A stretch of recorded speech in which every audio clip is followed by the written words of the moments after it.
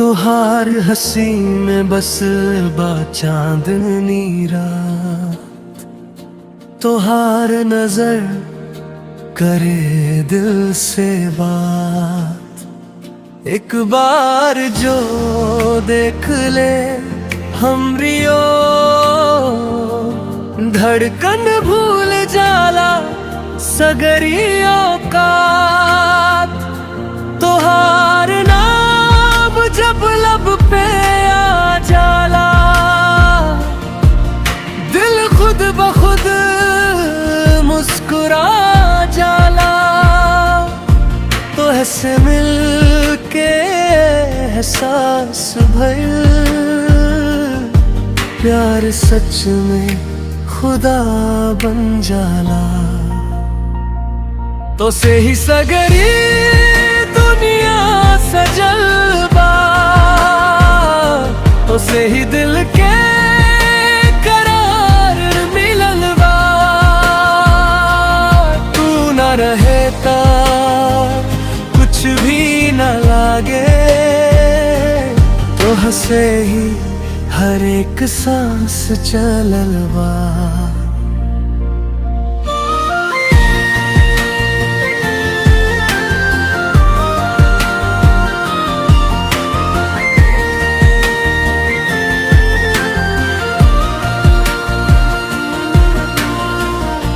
तोहार चाल में जादू भरल बा, तोहार बातन में सुकून। नींद उड़े जब तू याद आवे, सपना बन जाला हर एक जून। साथ रहे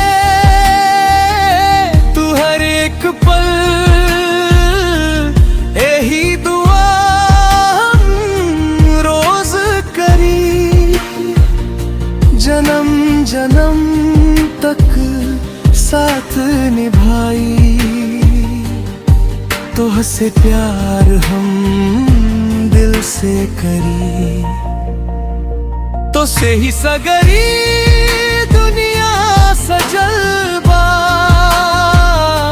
तो से ही दिल के करार मिलल बा।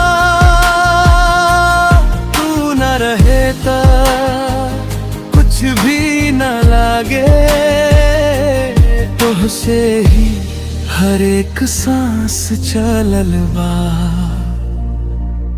गर टूटे सारी दुनिया, तो हंसे ना नाता। तोहार नाम लिखल बा दिल पे,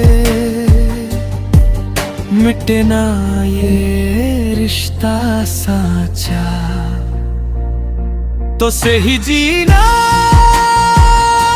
तो से मरना, तो से ही हर एक ख्वाब पलना। सच्चा प्यार अगर कुछ होला,